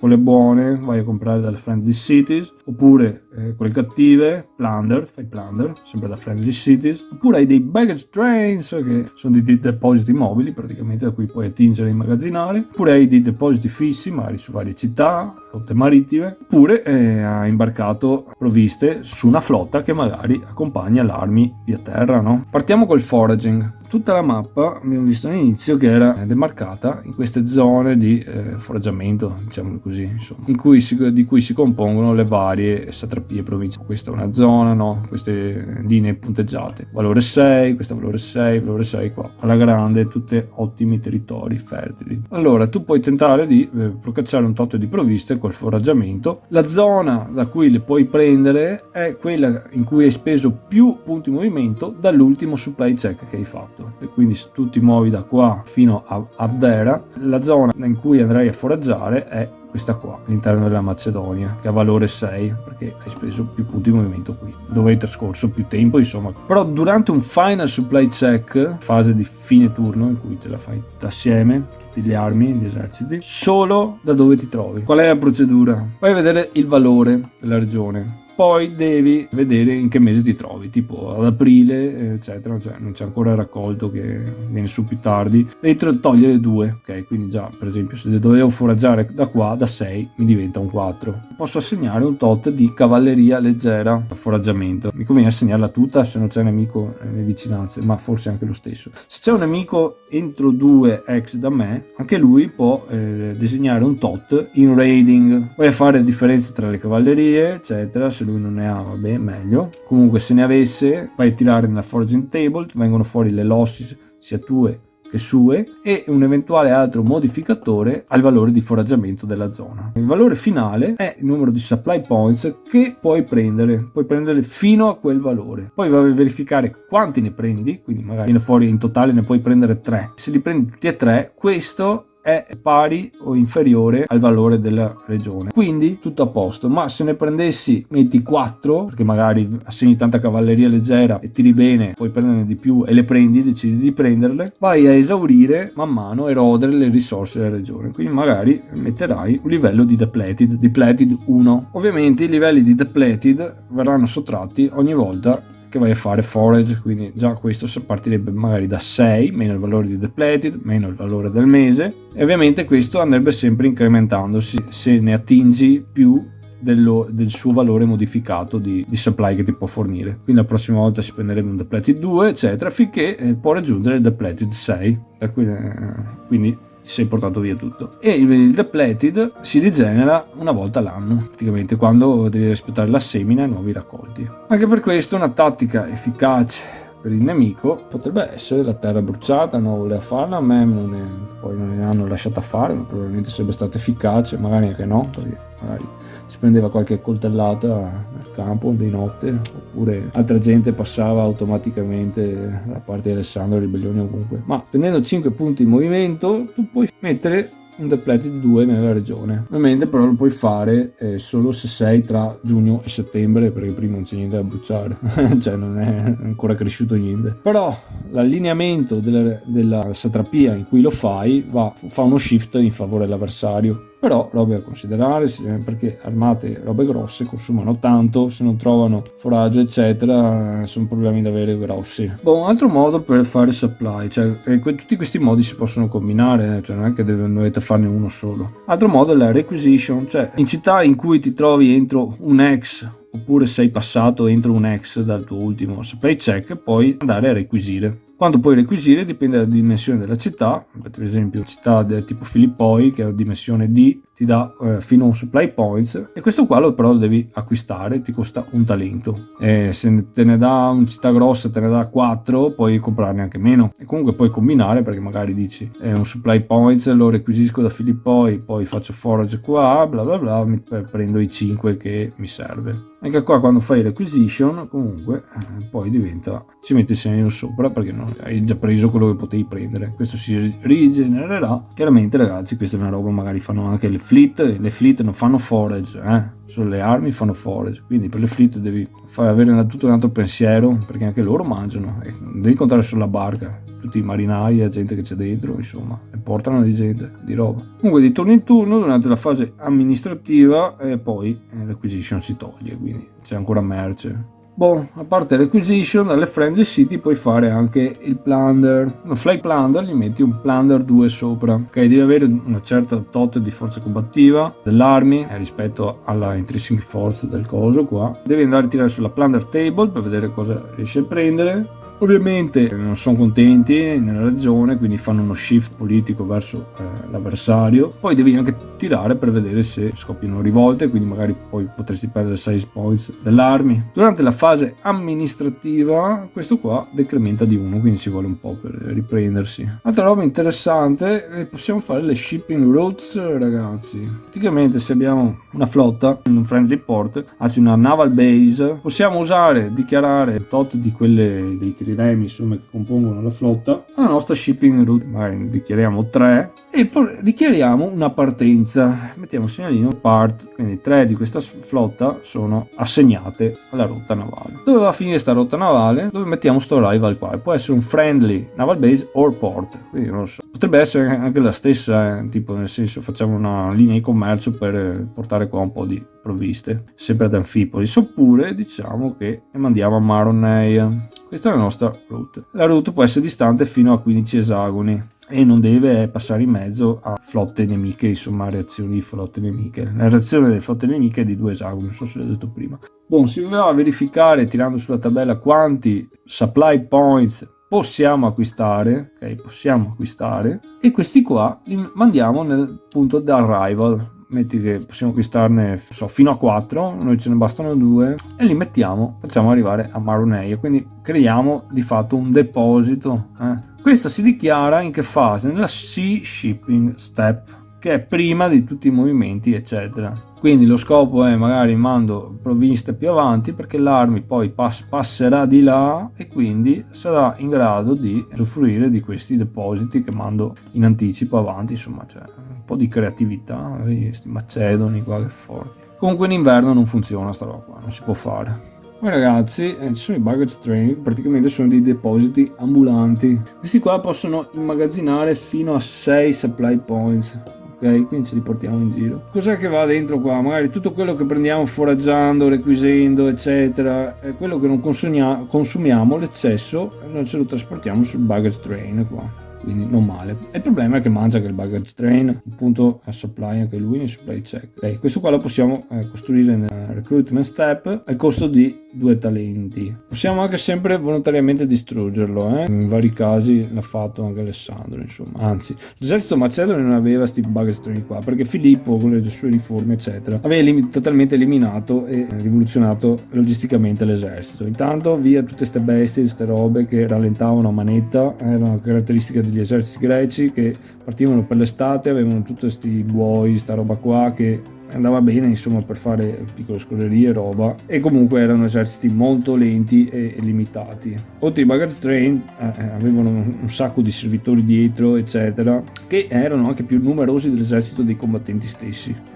capiamoci, quindi erano molto lenti, era tutto un certo esercito. Filippo aveva concepito un'organizzazione nuova dell'esercito, via tutti sti baggage train, queste robe qua, utilizziamo solo cavalli e muli perché mangiano meno, portano abbastanza, sono più veloci, non ci costringono, e in determinata quantità. molta roba la carichiamo sul soldato, un po' come se vogliamo tipo le riforme mariane, ma perché era cambiato anche un po' l'equipaggiamento, cioè erano più leggeri i pezzetteri, qua lo scudo era piccolo, le armature, cose di bronzo c'erano un po' più limitate, tanto grano eccetera, l'equipaggiamento e sussistenza era caricato proprio sul soldato, oppure venivano utilizzati servi umani, però un certo tot numero limitato. Perché alla fine trasportavano come una bestia, tipo un cavallo eccetera, e comunque mangiavano un terzo. Contate che un cavallo volevano tipo 10 libbre di grano al giorno più almeno 10 di foraggio sul territorio, si sperava di trovarlo là, mentre per un essere umano insomma ci voleva un terzo di sta roba qua, e anzi il foraggio non ci voleva. Gli oxi, buoi, questa roba qua, i carriaggi erano stati totalmente eliminati. Questi consentivano una velocità di manovra di movimento molto superiore, infatti erano impressionati i greci, e oltretutto davano una certa sussistenza all'esercito e potevano operare in periodi più lunghi, stare più lungo sul campo, magari operare più agevolmente anche d'inverno, roba che gli eserciti che erano concepiti per le guerre del Peloponneso eccetera non potevano fare. E Alessandro svilupperà ancora di più questo aspetto logistico qua, implementerà anche i cammelli eccetera. Comunque in certi punti fu costretto a fare un baggage train eccetera, a gestirsi un po' la situazione. Comunque non divaghiamo. Poi abbiamo i depositi, ragazzi. Quando tu requisisci o fai plunder e non consumi tutto quello che prendi, puoi lasciarle in città amiche, ok? Quindi costituiscono di fatto un deposito. E ovviamente se la città viene catturata perdi anche le cose. Per usare un deposito stessa roba, devi esserci a un X di distanza o essere passato entro un X dall'ultimo supply check. Le ships ovviamente possono anche imbarcare supply points fino a 4 per una size 1 fleet, quindi imbarchi e le puoi trasportare da altre parti e disimbarcarle magari in altre città amiche creando altri depositi. E questo praticamente è quanto. Quindi gestirsi un attimo, un po' di creatività e vedere dove vuoi andare, cosa vuoi fare e hai ragione, pianificare. Attrition ne abbiamo già parlato, praticamente quando riesci a nutrire la tua gente adeguatamente, oppure vai in hazardous terrain, oppure ships, le fleet vanno in open sea hacks, oppure sono a più di 15 movement points da un friendly port e ti becchi losses e anche il morale va giù insomma, e tirando sempre sulla attrition table. Ma parliamo delle province adesso. Allora, tutte le province hanno un allineamento, questo quando cambia, in automatico quando cambia il controllo, perché va a 1 in favore del nuovo controllore. Cambia quando muore il faction leader, tipo muore Alessandro, ovviamente tutti fanno uno shift in favore del nemico. Col bribery, che abbiamo visto all'inizio, facendo sacking, plunder, quando subiscono lo scorched earth, cioè terra bruciata, o magari fate cards. Cosa serve questo allineamento? Tanto influenza tipo la probabilità di una city fare surrender, di arrendersi, oppure di resistere a un assedio, o se no ovviamente anche alle tasse che puoi raccogliere, non è che collaborano tanto. In alcuni scenari hanno anche probabilità di rivoltarsi magari, no? Come si fa a controllare una provincia, insomma una satrapia? Bisogna controllare la capitale. La capitale si riconosce perché è segnata in grassetto, lo vediamo Pella qua. Chi controlla la capitale controlla la provincia, però non è automatico che le altre città passano sotto il tuo controllo, devi sempre prendere, magari le prendi più facilmente perché hai il controllo della provincia, hai preso la capitale, però finché non prendi anche le altre, non collaborano, non prendi tasse, sono sempre del nemico. Poi ci sono anche magari province o città indipendenti che sono nemiche di entrambe le fazioni, comunque questa roba qua te lo dice lo scenario. Andiamo a vedere il morale che ogni fazione ovviamente ha traccia qui sul suo playmat. Allora il valore te lo dà lo scenario, il valore iniziale, cos'è che può influenzarlo? Soprattutto morte del leader, perdere le battaglie, oppure fate cards, qualche avvenimento. Comunque come influisce sulla partita il morale? Intanto hai bonus malus durante un land combat, durante la retreat, quindi sempre combattimento, oppure anche quando vai a verificare le condizioni di resa per chiedere la surrender, o quando sostanzialmente devi resistere a un assedio, insomma, o un assalto. Però il morale può anche essere incrementato perché puoi fare delle donation, delle donazioni, ok? Tu doni un tot di denaro poi devi andare a tirare per vedere l'effetto che fa, insomma. Quindi vai a tirare sulla donation table e incrementi tot. Però è un espediente che ha una certa efficacia limitata, perché più donazioni fai meno incidono, meno influenzano, e comunque sono costose, e i talenti non sono mai abbastanza, cioè sono proprio pochi, soprattutto poi quando devi andare a fare maintenance dell'army, dell'esercito, perché vuoi la gente in campo, ti serve, ma costa un sacco. Infatti tante volte, cioè, è meglio fare disbanding forces, tipo i macedoni che erano squattrinati, all'inizio hanno fatto disband tutta la flotta, ha detto combattiamo quella persiana prendendo i porti, cioè nell'Asia minore. Qua paghi un talento per ogni 6 size points che vuoi, insomma, fare disband. Perché poi se per ogni 2 size point che non riesci a mantenere, il morale va giù di 1, anzi non paghi la gente, il morale va giù, quindi problemi, tanti problemi. Questo praticamente è un recap generale delle regole della parte operazionale, poi c'è la parte tattica. Combattimento tattico, mappa tattica. Allora, andiamo a dare un overview un attimo. Intanto bisogna vedere dove si combatte, dove si svolge lo scontro nella mappa operazionale, se l'attaccante è attraverso un fiume, se è una foresta, eccetera. Questo può influenzare il deployment. Magari abbiamo anche questi marker qua che andranno disposti secondo certe regole, possono influenzare anche la disposizione come è usata la mappa. La mappa è generica, sono tutti esagoni di terra, c'è un fiume in mezzo, se c'è lo usi, se no lo ignori. Puoi anche decidere se c'è magari di non trarne vantaggio, eccetera, secondo come la vuoi gestire. Poi possono dare modificatori, eccetera, nel combattimento. Ovviamente anche il deployment iniziale è influenzato, adesso io un po' a caso così, ragazzi, ma sarebbe, se non è niente, sarebbe entro 8x dal tuo map border, così. Quindi prima roba, definisci il campo di battaglia, deployment, e ognuno calcola, come nell'operazionale, anche il proprio livello di rotta, cioè i size points oltre al quale devi testare per la rotta a fine turno. Adesso anche qua andiamo a vedere la sequenza. Io me la sono stampata su un foglio a parte, mi sarebbe piaciuto anche qua, invece di aprire il manuale a metà e andarmela a cercare sempre per verificare di avere un foglio così, handy dandy, player aid. Comunque, a parte ste robe, come si svolge? C'è prima battle phase, activation step, si determina il leader che agisce. Il leader che agisce è sempre quello con l'iniziativa più bassa, ok? Però potrebbe esserci anche un opportunity activation, cioè se un leader con un valore più alto potrebbe dichiarare l'opportunity activation. A parità di rating del leader si tira il dado.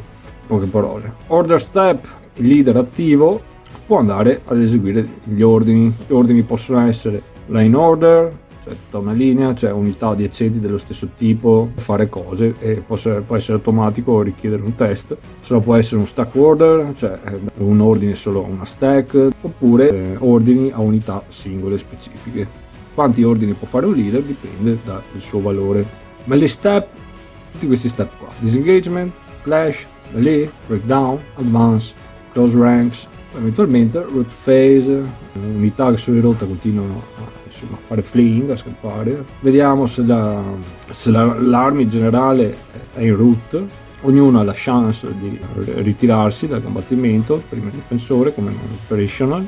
End phase, fai un po' di reset, metti i markers, li togli, eccetera, insomma verifichi la situa un attimo. Tanto vediamo un attimo qua il limite di stacking, ragazzi, è sempre i size points, sono 4 size points per esagono, a parte i pesetteri della falange possono fare stacking fino a 6. Per fare stacking devono essere stesso gruppo, stesso tipo, insomma, quindi non possiamo fare mischiotti troppo strani. E un leader, il leader non conta. Le unità li puoi mettere distese, però sarebbero: una è sempre considerata la top unit, cioè quella che è davanti, ok, prima linea. Quella sotto è la bottom unit, che sarebbe dietro.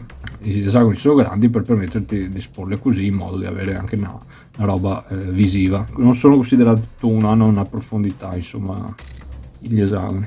Infatti se la top unit è magari engaged in melee, non può cambiare posizione nello stack. In altri casi può cambiare, ma se l'esagono è a massima capacità di size, che è 4-6 come ho detto prima, e vogliamo cambiare l'ordine di stacking da top andare bottom, prendiamo un attrition, cioè e lo aumentiamo di 1. L'attrition è una cosa della battaglia tattica, può aumentare fino a 8, a meno che un'unità presente non sia di skirmish. Gli skirmish sono robe leggere, insomma sono più agili e intercambiabili.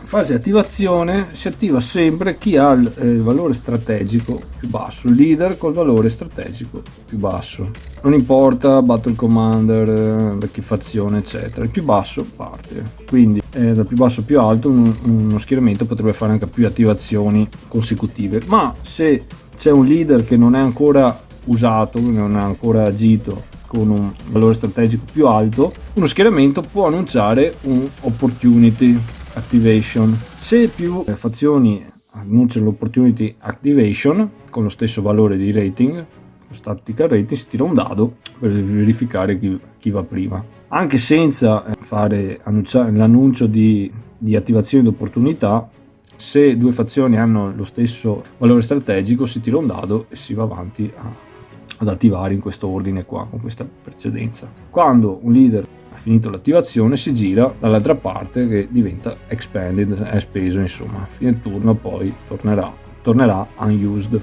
C'è poi facing, tutti vanno verso un vertice, c'è il front, c'è il rear, c'è il retro. Quando tu attivi, verifichi il raggio di comando non deve essere per forza dritto, basta che non passi su unità nemiche o nel fronte di unità nemiche senza un'unità amica per tracciare il comando.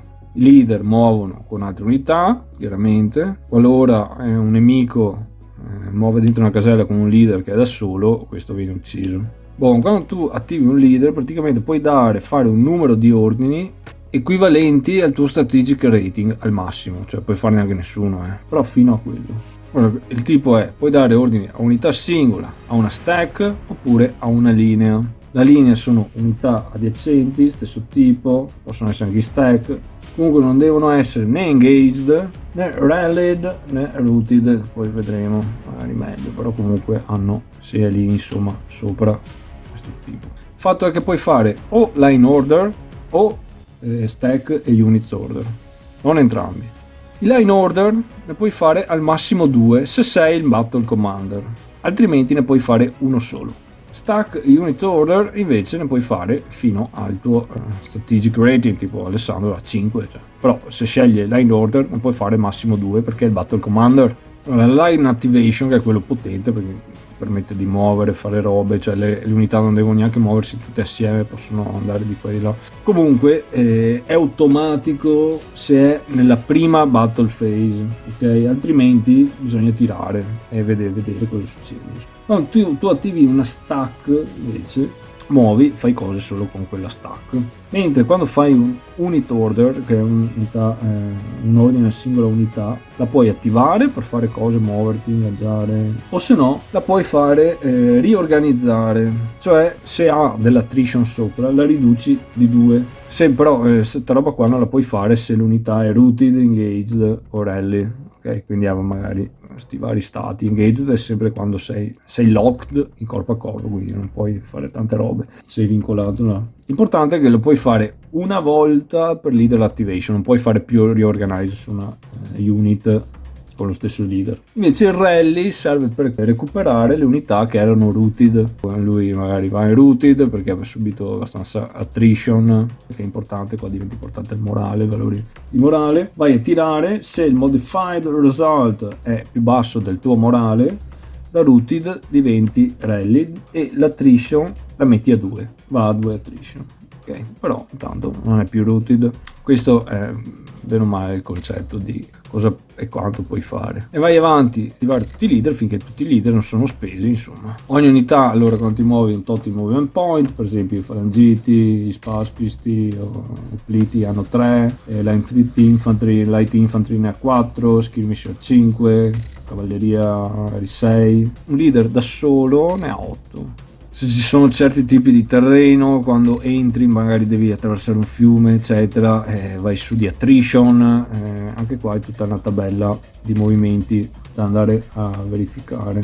Comunque un'unità può muovere diverse volte in una battle phase, però una volta per leader. Cioè, cosa vuol dire? Una battle phase vuol dire che i leader si attivano, no? Quindi magari un'unità può muovere con Antigono, può muovere con Parmenione, eccetera. Beh, comunque sempre verificare il raggio di comando. Poi vuoi cambiare il facing, anche quello ti costa punti movimento, dipende dove lo fai, che punto del movimento, anche là vai a consultare tutta la tabella. Se un nemico ti viene dentro, eccetera, deve ingaggiarti o ti spara, puoi fare la reazione, cambiare il facing per non avere svantaggi, magari ti prende di lato, eccetera, però comunque anche questo ti comporta magari che ti va su l'attrition. Poi durante il movimento c'è il missile combat, ci sono vari tipi di missile combat. Allora, intanto missile combat lo fanno le unità che hanno tiro, cioè che hanno il valore stampato, e ci sono due tipi, perché fanno una volley, che può essere una close range volley, una long range volley.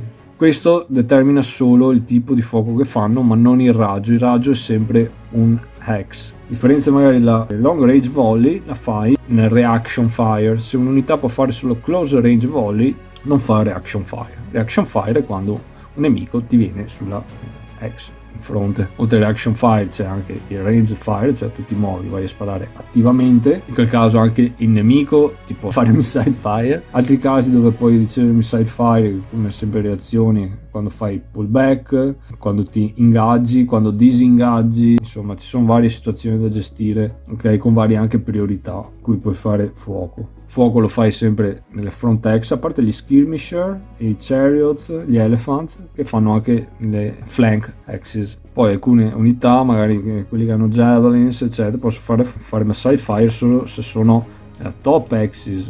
Questi sono non skirmisher, gli skirmisher sono un po' più bravetti, insomma. Comunque quando fai, insomma, risolvere questi vari tipi di fire di reazione o volontarie, comunque ce ne sono di vario tipo, è abbastanza dinamico il discorso qua. Matrice berghiana, però è un'idea diversa. Quando vai comunque a risolvere il volley, ovviamente vai a rollare sulla volley missile table, hai tutti i modificatori, eccetera. Ovviamente c'è un leader casualty check, se fai un certo determinato tiro di dado vai a verificare, e poi devi fare anche il check del missile ammo.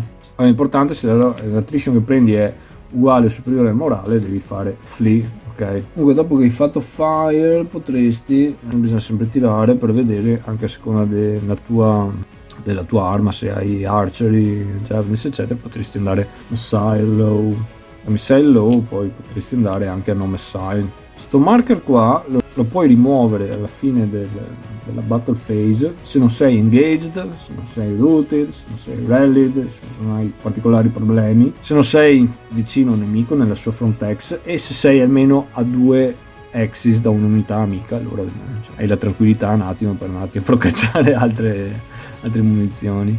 Invece la fase engagement, ovviamente, se sei decente a un nemico, la top unit può ingaggiare un'unità nemica. Allora, come funziona? Ci sono 3 tipi di engagement. Cioè, c'è l'attaccante che va a fare engagement volontariamente, quindi è engaged melee. Difensore diventa engaged locked, quindi qua vai a vedere poi per risolvere se sai che questo sta attaccando, mentre questo è stato attaccato in questa fase. Praticamente sono impegnato in uno scontro corpo a corpo, qualcuno deve fuggire o venire eliminato o deve disingaggiare volontariamente, ma non è neanche così facile. Oppure per la cavalleria, se attacchi, c'è l'engage charge. La charge insomma ti dà ovviamente dei bonus quando vai a risolvere. Comunque mentre stai ingaggiando c'è sempre la possibilità, la reazione, lui può farti fire o una close range o una long range volley, che è diverso dalla reaction fire dove lo puoi fare solo con la long range. Anche tu hai possibilità di fare missile, fai missile dopo di lui, loro no, per esempio non ce l'hanno, loro sì, però.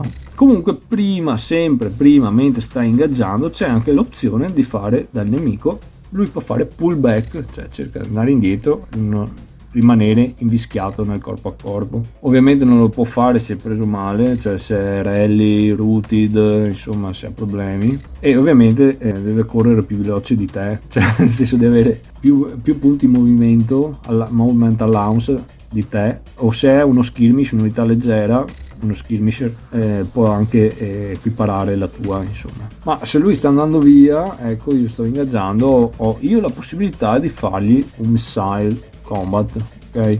di sparargli mentre lui sta andando via. Dopodiché sarà lui, se ha sempre la possibilità, può tentare di spararmi mentre si ritira, insomma. Però insomma, se vado via dal combattimento eccetera, incremento di 1 l'attrition, insomma non è che mi faccia tanto bene, meno che non sia, come in questo caso qua ragazzi, una cavalleria o uno skirmisher. Loro tirano un dado per vedere se incrementano l'attrition, perché sono più bravi un attimo, hanno più mobilità insomma per queste manovre. Le cariche, cavalleria per caricare deve aver mosso almeno un esagono prima di caricare, e poi insomma più o meno è la stessa roba, solo che hai il bonus, ti metti l'engaged charge. Importante però devi guardare anche il terreno, perché alcuni terreni tipo river, forest non ti permettono la carica chiaramente. Sto engaged qua, engaged locked, quello che vuoi, cos'è che fanno alla fine? Ti impegnano là. Praticamente tu non ti puoi muovere, non puoi fare change di facing e non puoi usare le missile weapon finché sei ingaggiato, insomma sei impegnato in scontro di vicinato. Combattimento, come si fa? Prima c'è un disengagement step, cioè se sei nel raggio di comando del tuo active leader puoi provare a disengaggiarti da combattimento del marino. Però plot twist, solo la cavalry, light infantry o gli skirmisher possono farlo. Ovviamente ti prendi attrition e ovviamente se possono farlo ti prendi anche il fuoco d'opportunità. Poi c'è il clash step, dove praticamente vai a verificare tutte le unità e dichiarare tutti gli attaccanti, quindi magari un'unità che sta engaged, che ha engaged melee o engaged charge, cioè che è attaccato, cioè è obbligato a attaccare. L'engaged locked invece, se fosse attivo, può dichiarare che sta attaccando. Poi si fa il melee, che praticamente devi sommare il fattore combattivo delle tue unità, da quello del difensore. Il melee value del difensore viene sottratto da quello dell'attaccante e quindi hai un differenziale di combattimento. L'attaccante tira sulla combat table con tutti i modificatori relativi. Il risultato sarà attrition sia per l'attaccante che per il difensore, a seconda di cosa tiri. Anche qua, se stai attaccando magari un leader, se fai un 10 eccetera, c'è l'opportunità sempre di vai a verificare se per sbaglio ci scappa il morto. Comunque una roba fondamentale, ecco, che serve anche per definire i scontri all'epoca. Qua uno dei modificatori è il weight. Infatti su una parte ha falangiti, spaspiti, opliti, heavy infantry oppure anche heavy cavalry. Devi calcolare il weight, che è praticamente la size della unit che è engaged più la size della unit che è stacked con lei, perché quelli dietro spingono, no? Quelli avanti fanno peso. Se invece hai medium cavalry o light cavalry ti danno un +1, quindi non conta tanto come nella fanteria pesante sta roba. Ovviamente se attacchi uno per il lato o per il retro, lui non ha weight, cioè il suo weight è di 1, cioè quindi niente, perché quello ti spinge che è rivolto da un'altra parte. Comunque fai un paragone tra il peso attaccante e difensore, quindi hai un ratio, un weight ratio tipo 2:1, 3:1, quello che è, sempre dato in favore del difensore. Questo ti determina il combat modifier che poi andrai a utilizzare sul tiro. Ovviamente anche il facing ti dà modificatori, un +2 se lo prendi di retro, altri modificatori, ovviamente l'attrition e i leaders, insomma il tactical rating del leader, quello in basso a sinistra. Poi passi al breakdown step, tutte le unità coinvolte che hanno attrition uguale o superiore al morale devono fuggire, flee. Okay, se entrambe le unità devono fuggire, sia cioè il nemico che te, e il difensore fugge per primo. Se una fazione ha più unità che fuggono, decide l'ordine in cui fuggono. Se tutte di tutti e due i lati, perché ragazzi un po' combattimento può essere anche multiplo, perché tipo lui sarebbe ingaggiato con questo per forza, entrambi devono fuggire. Solo quelli che hanno la differenza più alta tra morale e attrition fuggono, e le altre non fuggono, però insomma non è che sono prese bene, fuggiranno presto insomma. In ogni caso, se un lato fugge, gli altri devono fare advance per forza, vanno avanti. Attenti, perché anche l'advance può triggerare reaction fire magari, e l'advance ovviamente gli fa rimuovere eventuale engaged che aveva sopra. Praticamente close rank step sarebbe rimuovere segnalino engaged se adesso non è più impegnata. Ma vediamo meglio l'attrition, che praticamente qua sarebbe il danno della battaglia, cioè non ci sono step da perdere eccetera, c'è l'attrition da verificare. Praticamente prendi attrition quando ti muovi in difficult terrain, quando ti muovi in una hex perché devi passare e ti fai superare lo stacking limit, quando fai pulling back, quando devi il nemico ti viene vicino quindi vuoi cambiare il facing per non essere preso male, attrition, durante Messiah Combat, Melee Combat ovviamente come risultato della tabella, o se friendly unit ti passano in mezzo eccetera quando stanno facendo fleet, quando stanno scappando attraverso i tetti, scombussano un attimo. Soluzione all'attrition è l'ordine di reorganization, e se attrition, ricordo, diventa uguale o superiore al morale, devi fare flee. Quando tu fai flee praticamente sei rooted. In quel caso là l'unica soluzione è che un leader ti faccia rallied e che superi il tiro. C'è da considerare una roba, dato che nella mappa operazionale non c'è l'attrition, le stack hanno la disruption, qua disruption è convertita in attrition subito quando parti la battaglia. Allora cosa fai quando scappi, che stai facendo fleeing eccetera? Devi andare via. Tutti gli altri che non stanno, magari sei in stack, che non hanno stanno facendo fleeing eccetera, devono incrementare l'attrition di uno perché ti vedono scappare, insomma non è che sono contenti, gli fa bene. Devi muovere 2 axes verso il bordo della tua mappa, togli ovviamente non sei più engaged e metti il segnalino rooted. Ovviamente si possono passare per unità nemiche, bisogna stare attenti a un po' di priorità, insomma, che sono quelle classiche solite che poi possono anche diventare intuitive, insomma non sto qua a elencarle tutte. Questa è l'idea, le regole generali di combattimento. Dopo hai regole speciali per gli elefanti, rampage, eccetera, i chariots che fanno altre robe. Comunque il combattimento finisce quando poi uno ha l'opportunità di ritirarsi, si ritira, oppure va in rotta, i rooted, e là la parte è uguale a quello operazionale, quindi ormai c'è un pursuit, eccetera.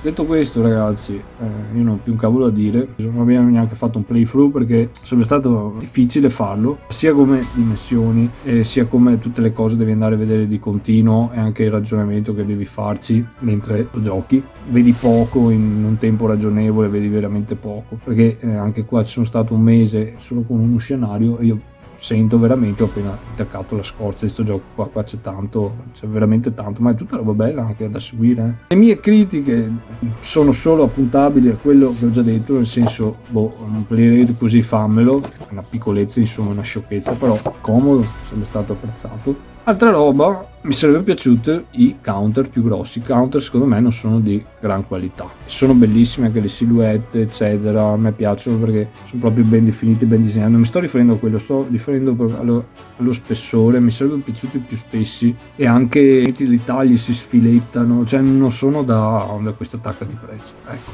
Tutto il resto sta piacendo, mi ha interessato, mi ha fatto scoprire, andare a studiare cose, mi ha fatto fare dei bei pensieri, dei bei puzzle strategici, c'è carne bella da seguire. Dopo un libro mi sono preso perché dovete leggerlo, se no volete solo a metà questo gioco. È un gran complemento. Comunque è una bibliografia ricchissima, mi sembra veramente curato, ricercato. Quelle poche cose nel mio piccolo che sono andato a verificare eccetera mi sembrano che siano state fatte con cura, anche le ho potute ritrovare, poi fare qualche esperienza, qualche pensiero di conseguenza, quindi tutto bene, tutte robe positive, intelligenti. Detto questo, il prezzo è importante ragazzi, anche esagerato, però diciamo che anche sta casa qua per me è il primo, però vedo che sono tutti collezionisti, le prendono, poi le copie sono limitate, quindi hype eccetera, casomai se non ti piace provi e lo rivendi, anche questo pensiero qua. Però comunque dai, The Fate of All, questo era Peter Quartering, e fino alla prossima, fate i bravi mi raccomando, ciao ragazzi.